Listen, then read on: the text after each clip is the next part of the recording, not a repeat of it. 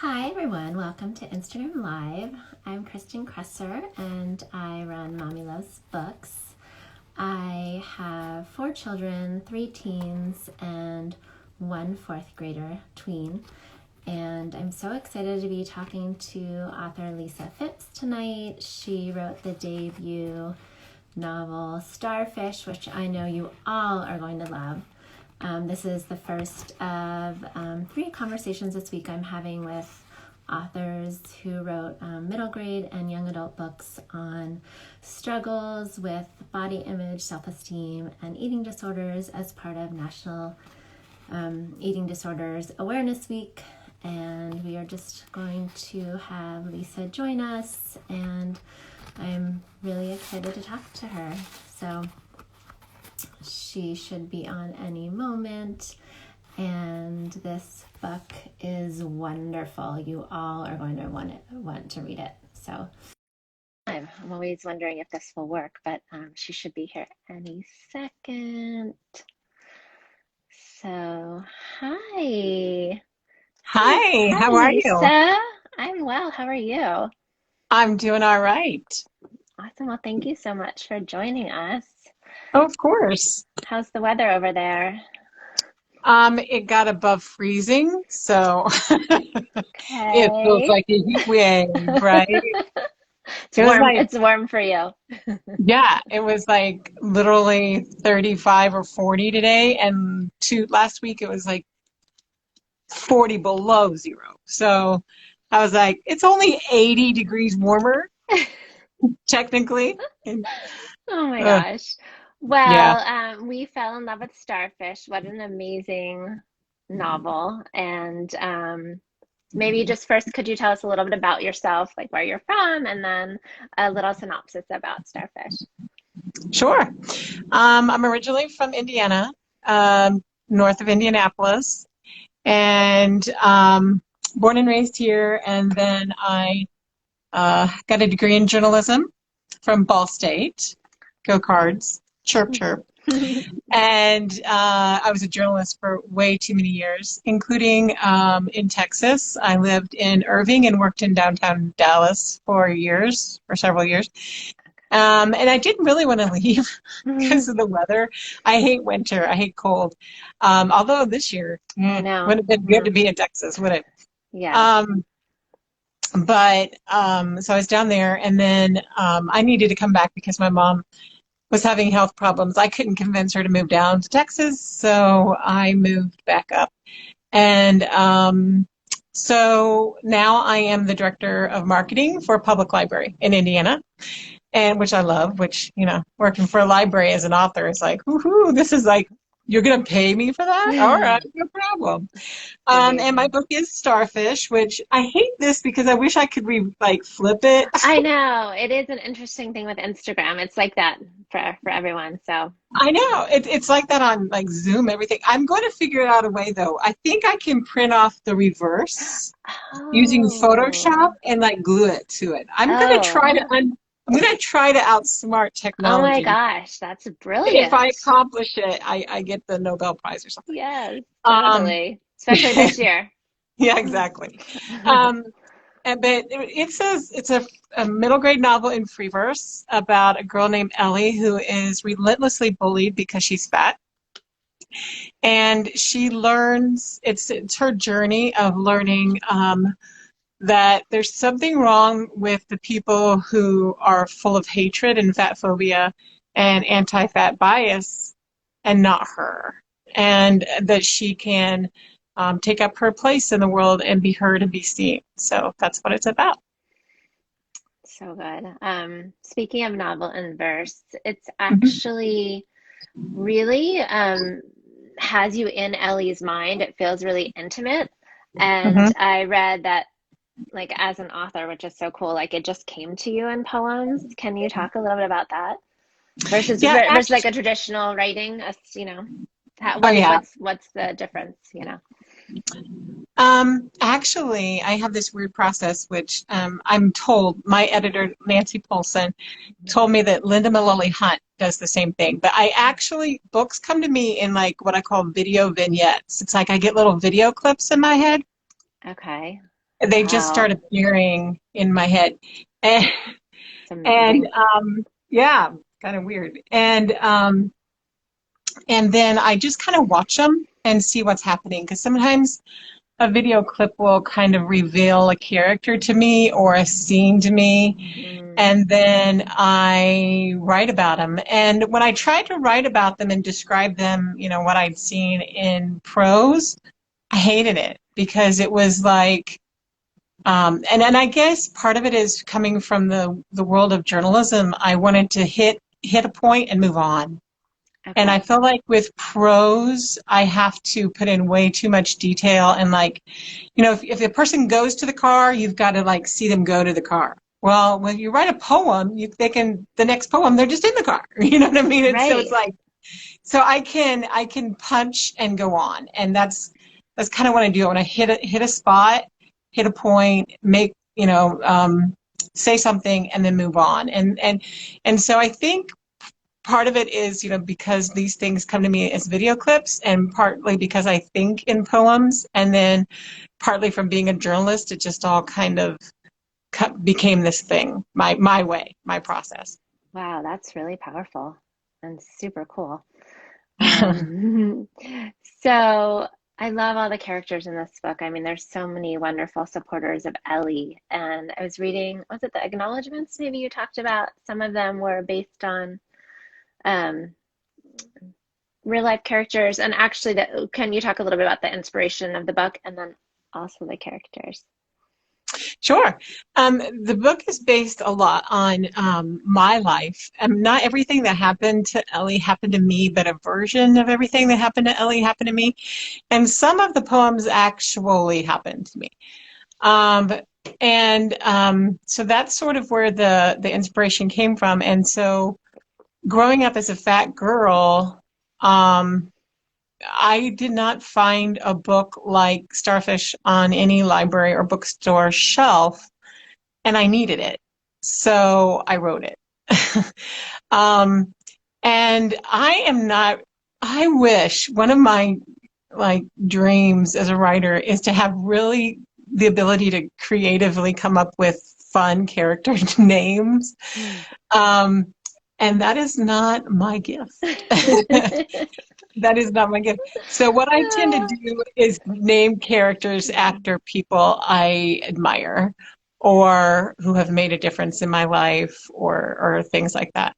So like Sonia in the book, which is Catalina's mom, is named after Sonia Sones, who's Mhm. an author and amazing and my mentor and friend. And so that's kind of how that comes about. Did I answer all your questions? Yeah, yeah, Okay. totally. I think Try to keep the track. librarian in the book who is amazing, and I quoted that one quote today, which I Yeah, sh Mrs. Pochon was actually my elementary school librarian. She's since passed away. I'm trying to hunt oh. down her kids.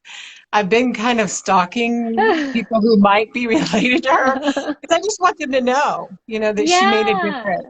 And totally. so I don't know. If you see I got arrested for stalking, it's because I'm trying to find Mrs. Pochon's children. Maybe you need more people in the effort. We have a couple Something, stalkers around here. No. something. Once you have teenagers, that's like a thing, Instagram stalking, I mean, Yeah, not to try to find out, oh, I saw this person at the coffee shop. right, right. Anyway, so gosh, we were talking about all the Team Ellie, and all the characters in the book, and there are a lot of Team Ellie, and um, I feel like for her, it was so nice to have all those people on her team, but I was reflecting while reading the book, like, what if a child going through, this self-esteem and body image struggle, like what if they didn't have anybody on their team and like how that would look like. And so maybe I don't know the answer, but do you have any answers to that at all? Well, one of the things that's true, like scientifically true, is that fat children have fewer friends than non-fat children because the society has ingrained us that even like in the preschool ages that kids don't want to befriend a fat person. And so fat people tend to have fewer friends to start with. And so I try not to give Ellie very many. friends. So she basically had Viv and Catalina. Mm-hmm. Of course, she had her dad, because I couldn't have everybody in her family be fat phobes, because that's not really accurate. But having fat phobes in your family is accurate. And so I think she didn't think she had as many allies as she did.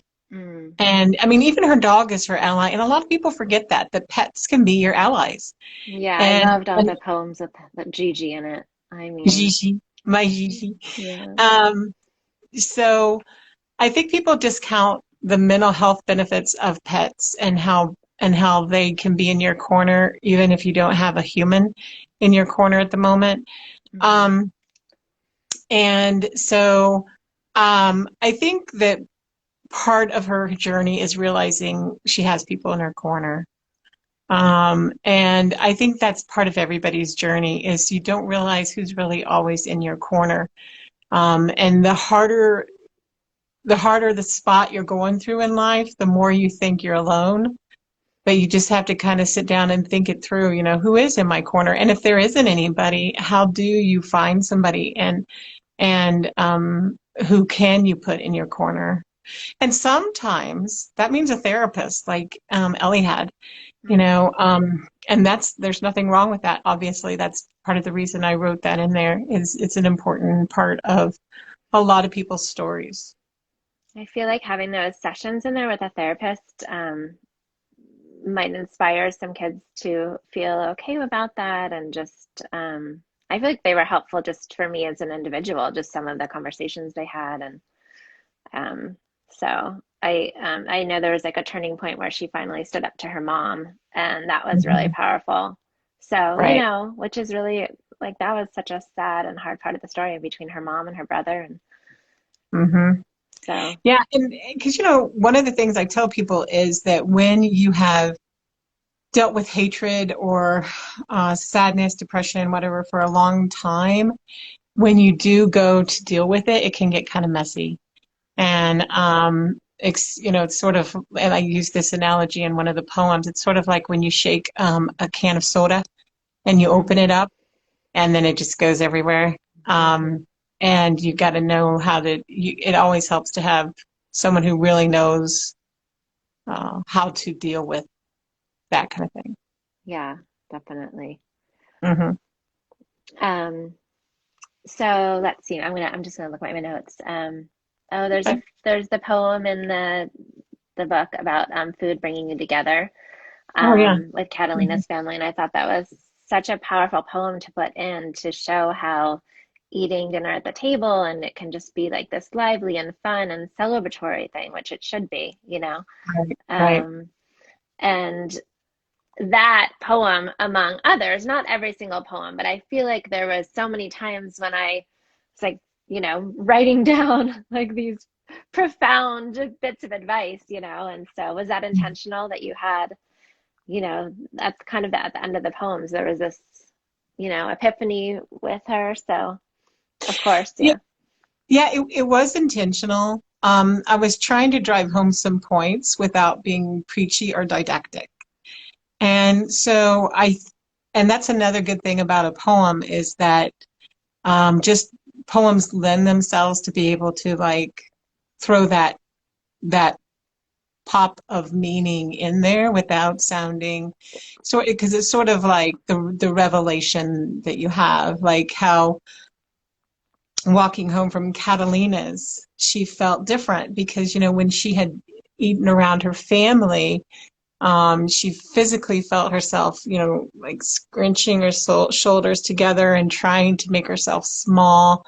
And but she was so comfortable with them, and they made her feel comfortable because they accepted her as she was, that she could be herself, and it felt totally different. And and when I do the poem of like what it's like to have dinner at her house, you can totally see the difference. And I think, that's a lot of, anyone I think who has um, struggled with fat phobia or eating disorders or disordered eating understands what that's like, what those family moments are like around food.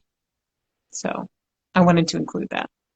Yeah, so powerful. It really comes across as just a meaningful moment versus it being preachy, where I can see like a 11, 12-year-old reader, 10, just taking that in versus it, being something that a parent says or, a Right. teacher or, she had that moment in the hall with a teacher that was trying to give her advice and she, you She know, kind of puts him in his she kind of place, puts him in right? its place. Yeah. Yeah. That's So, one of the things that I try to do in my writing for middle grade is I want as much knowledge to come from the kid as possible. Because I know a lot of writers, the knowledge comes from the adults, comes from the teachers, but I really think kids need to have self-actualization and self-realizations. And so I think when the kid figures it out and the kid says it in the book, it weighs in more with the children who are the audience of the book. yeah, I can totally see that. And I think Mhm. the novel in verse really comes across like that. So, Mhm. um, a lot of this is the bullies that are, really tormenting Ellie in so many ways. I mean, from people that she knows at school to just like strangers I think in the Mhm. ice cream shop was one of the poems. Although I've Mhm. read a ton of books lately, so am I getting that right? Was it an ice cream shop? Custard, but close enough. Custard. Close enough. Based on Harry's in Dallas, if you've ever been to Dallas. That's why I put the pink picnic tables because Mm, it was a thing at Harry's. They don't have it so much anymore, but yes, frozen custard. okay, Mhm. okay.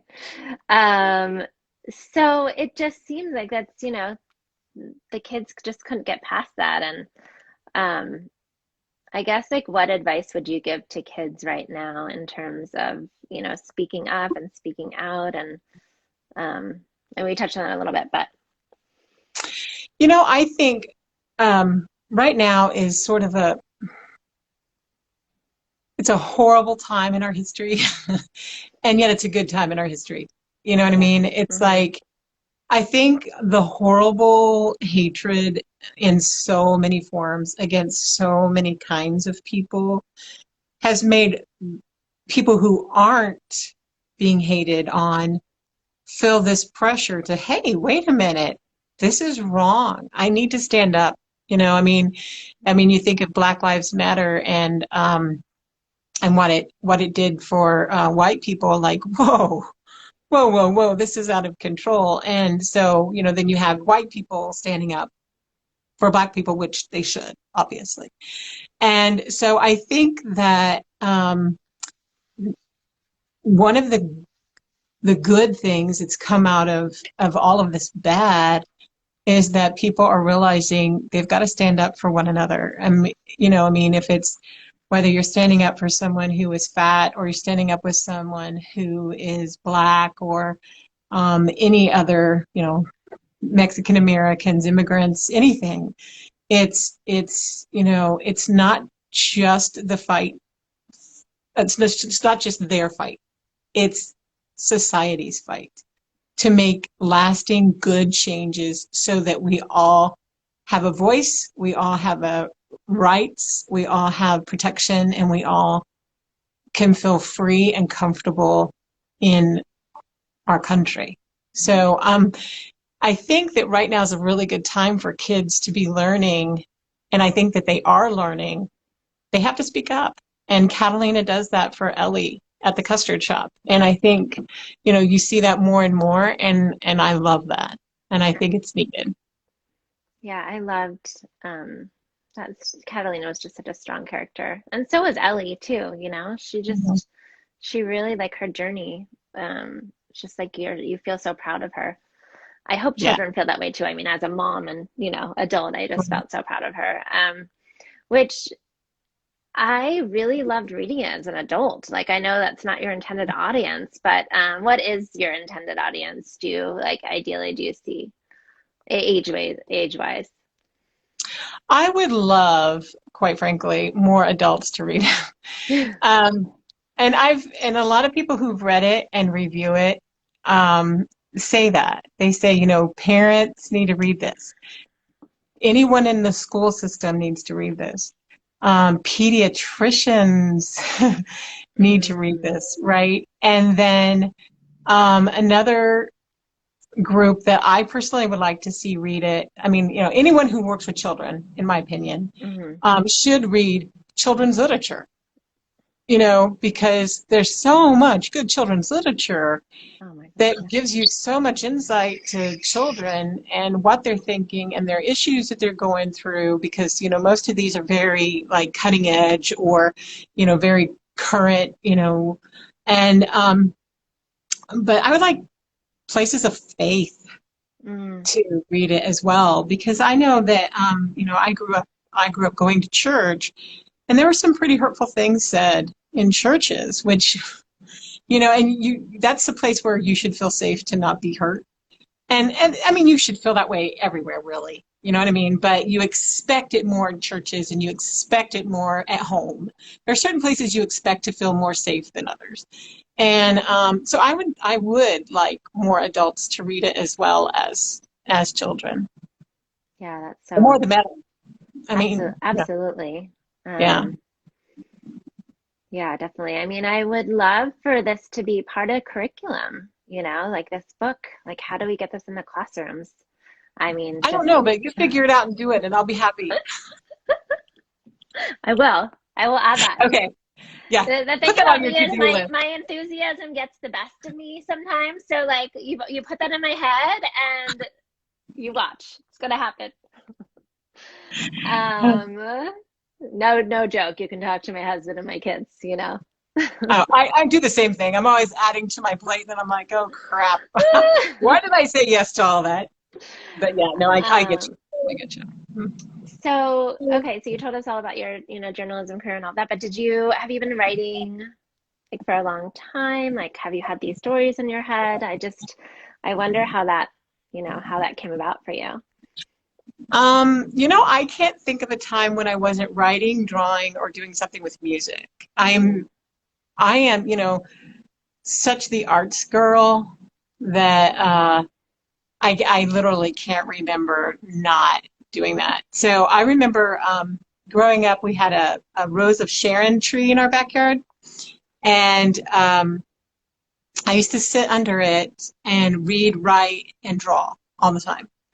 And then when they cut it down, and I won't say who did, but there's still a lot of bitterness in my heart toward that person, because it was my place, Anyway, so then my neighbor had this grove of pine trees, and there was two of them that kind of decayed near the bottom enough that just I could barely squeeze in, but it was great because it was like a hiding spot, and I used to go there after that. But I have always read, written, and drawn my whole life. So and one of the things in my virtual launch I'm going to read is the very first book I wrote. It's 2.5 pages of gripping drama that every time I read it, I'm like, oh dear God in heaven. What's the title of the book? Tell us the title. I think, because see, this is the problem too. As soon as you open it, it's different than the title, which is, again, one of the many problems with this book, right? Okay. But one of the problems is, I think it's the bunny that did not know how to hop, or the rabbit did not know how to hop, or something like that. Yeah. But I see that, and I think I'm really glad that Nancy Polson signed a contract with me before she ever... I mean, I know it was like, in second grade, but still, it's so bad. It is so bad. Oh but gosh. I mean, it was where my mind was at the time, apparently. I wish I still had it. I wrote a book called How the Elephant Got Its Trunk. But I think it was part of second grade curriculum. Like everybody did it, and we actually like hand sewed the book, back when, you could you did those kind of things. I stapled because I was you don't want me sewing. You don't want me sewing. Seriously. Yeah, it's true. I wonder if you could even do that these days, but no. Yeah, actually, do I see is Fish in a Tree behind you? Is that book behind you? Yeah, these are some of the books that I will be giving away during my virtual launch. Oh, awesome. Yeah. Fish in a Tree is my 10-year-old's favorite book. They read it Oh, great. in her class this year. Uh-huh. And I was so excited to see that you quoted a line from that book in Yeah. Yeah. Starfish, right? In Yes, one I of the did. poems. And I also quoted Lynn Kelly's Song for a Whale in there. Oh, that's right. Yeah, so the 10 books I'll be giving away, I'll be giving away a copy of Starfish, but the others are all three of Linda Malloy Hunt's books. Song for a Whale, and then The Bridge Home, House Arrest, Stop Pretending, because Sonia Stone's Carrie Ann Holt and Padma wrote blurbs for the back of Starfish for the cover. And then a book on Texas and a book on Selena because it's set in Texas and I mentioned Selena. So, yeah. So, yep, that's what that's it. That's what it I is. love that. And when is that? Can you tell everybody when that is? Yes, it is March 9th. So 2 weeks from tomorrow. Wait, 2 weeks from today. 2 weeks from today. That's right. I Okay. am such not the math person that like numbers don't stick in my head at all. Yeah. Well, I'm so excited for the world to be able to read this book. And I will be contacting all of the school districts in America to make sure they're part of the curriculum. I thought it'd be fun to do kind of a fun, kind of quick questions at the end. Unless there's anything else you want to say about the book. I mean, besides it was phenomenal, and I bet you had a really good time writing it. It was there were some parts that were really hard to write, and there are Yeah. some poems that I will never read aloud because they were just too hard to write, let alone read aloud. But yes, it was very good. It was good. It was a good process for me. Painful, but good. Yeah. Yeah. I think I was reading the acknowledgments how it was so good to get the story out there, which, Mhm. yeah. In fact, like that's what I tell my kids a lot is like journaling, like if Mhm. it's just been a really hard year. We're in California, so it's been really locked down. Or Oh, we've chosen to really be strict because of all the case numbers. So my kids have right. been journaling a lot and just getting their stories and their thoughts out. Oh yeah, So it's a great cathartic thing to do. I mean, a lot of therapists will recommend that. It's just such a good thing to do. yeah, and in fact, I think Ellie did that in the book, not to go back to the book, but right? Because she was like Hmm. writing all the Yeah, thoughts down, putting it in the little I don't want to give too much away, but I could quote the the whole book, fat but girl rules, right? yeah. Exactly. Yeah, yeah, Yeah. So yeah. okay. So Lisa Fipps, let's get to know you a little bit. What is on your nightstand right now? There's actually a jar of starfish. Oh, Um, Obviously my cell phone charger because I don't know anyone who doesn't have that on their nightstand anymore. And a dream journal. I'm very big on paying attention to my dreams. okay. So do you write in And it right when you wake up in the morning? yes, if not, if unless I'm really tired, because sometimes I'll wake up after a dream like at 2 in the morning. And if Okay. it's 2 in the morning, I text myself. I do like a voice to text Okay. because I'm like, I don't want to roll over and grab the pen and turn on the light at 2 in the morning. Right. Because I'm one of those that I have a hard time falling asleep. So once I'm Yeah. wide awake and Yeah. no. No. But yes, I have a dream journal on my nightstand. Oh, I love that. Hmm. What is one of your favorite movies? Groundhog Day. Okay.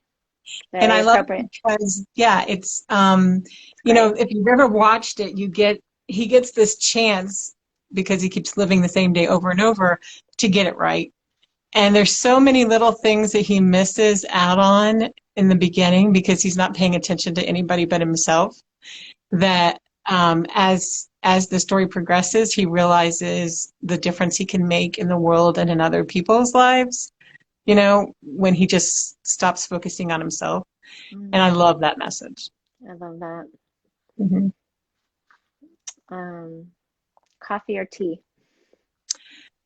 Total tea. I am, my grandmother was from England, and my ancestor DNA is like 40% English, 28% Scottish, 15 or 19% Irish, 4% Welsh. Wow. So Okay. basically, yeah. the United Kingdom, they never left. I'm like, You're like Grandma, you guys basically lived in a port-" royalty. Yeah, you're right. You guys lived in a port city. Don't you ever get out? I mean, right there were the ships. What were Right. you thinking? But there is a little bit of French and Norwegian in there too. But anyway, so yes, tea, Tea. very much tea. And coffee gives me a horrible stomachache anyway. So Oh yeah. I wish that was my case. I love coffee. I actually love both. I do coffee in the morning and tea in the afternoon, and sometimes at night too. Last show that you binged and loved. Really need to know this answer. The Americans. Oh yeah. I'm late to the party because I think it ended 2 years ago or 3 years ago. But I love Matthew Rhys, and he's such an amazing actor. But that was fascinating characterization right there. Mm, okay. Philip and um, Jennings, yeah. Awesome. Mhm. Digital or print books? Both. Yeah. Okay. So I always have it on my digital, and that way I can take it wherever I go. But if I really like a book, I have to have it by me. So then I buy the physical version. I Keep do it that a on my lot too. Yeah. Yeah. My bank Um, account would be much bigger if I only bought digital or the I have that same theme in my life, actually. other. We also have been doing Audible books too, so we have a couple different. What's the first thing you think of when you hear the word joy? Goal.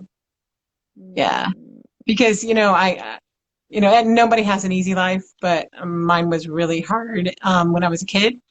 And so joy was elusive. So it's always kind of ended up being a goal rather than where I feel like I'm at. mm. Yeah. Um, what is one thing in this COVID year of your life that you're grateful for? It's actually a two-edged sword is the being alone. I have an autoimmune disorder, so I've been self-isolating for almost a full year now. And that's a lot of fun, not. But at the same time, I had gone before COVID, there had been a 10-year period of total craziness. I worked 6 part-time jobs for 3 years as I transitioned from journalism into marketing. And then my mom almost died in a wreck, and then she has Alzheimer's, and I took care of her for 7 years. So for the last 10 years, I've had a full-time job, plus been a full-time caregiver, plus been working on my books. And it's like to have just a minute to breathe Mm, is a good thing. But then, being alone all the time is not a good thing. So it's, yeah, I yeah, know. yeah. Well, this was really nice to talk to you. I know your story was hard, but thank you for sharing. I know this book is going to really bless a lot of kids, and it definitely, has stayed with me long after I finished it, and I'll be recommending it to everybody. So thank you. Well, thank you. And thanks for having me on. It was fun to meet you in person. And Yeah. I've been trying to watch at the bottom without paying too much attention to the bottom. But thanks everyone for joining us. It was I know, fun. actually, I'm so sorry. I'm still so new to this, but does anybody have any questions? Oh my gosh, we have so many friends on here. Um, Everybody's having comments that are saying, woohoo, Lisa. Allison, yes to the pediatrician's comment. And I think somebody said yes to when you were talking about in our churches having the book and I'm sorry, just in any kind of place of faith. So yeah, Oh, did you see all that? So all yeah. right, well, thank you so much, and Thank you. good luck with your book launch. This Thank is going to be you. an exciting couple weeks for you. Thank you very much. Okay, bye. Bye-bye.